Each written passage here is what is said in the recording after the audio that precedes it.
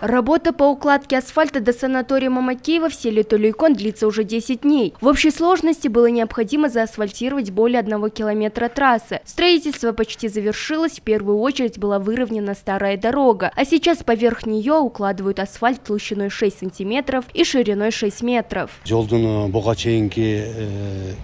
Ширина старой дороги составляла 7 метров, от ипподрома до этого места было около 6 метров. Толщина выравнивающего слоя составляет 3 сантиметра. На сегодняшний день работы выполнены на 90%. 6 сантиметр өзінің негізгі қатмарын төшеп жатабыз.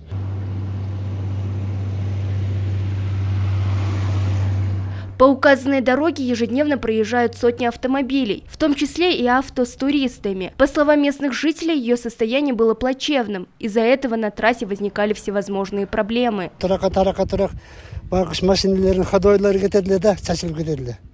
Раньше на этой дороге машины часто ломались, состояние асфальта было пугающим, а теперь по новой дороге мы будем добираться быстрее, что очень удобно. За это народ благодарен властям, и я выражаю отдельную благодарность.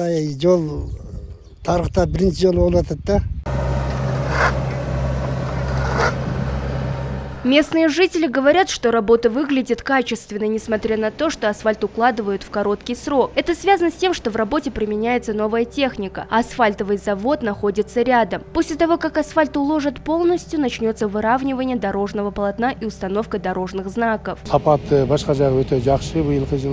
Качество у этого асфальта действительно хорошее. В 2024 году на дороге Ош-Толейкон мы проложили асфальт протяженностью 1 километр 600 метров. Также были отремонтированы дороги Ош-Карасу, Жапалак-Кенеш и другие. Как только полностью закончим дорогу Толейкон, сразу же начнем ремонт дороги Ахтерек-Папан.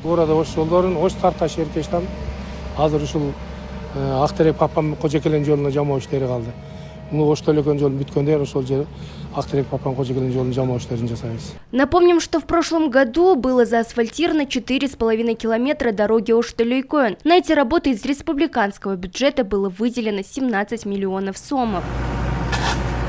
Нагима Бакаева, Саимых Маратулу, Бектур Калыбекулу, ЛТР, город Ош.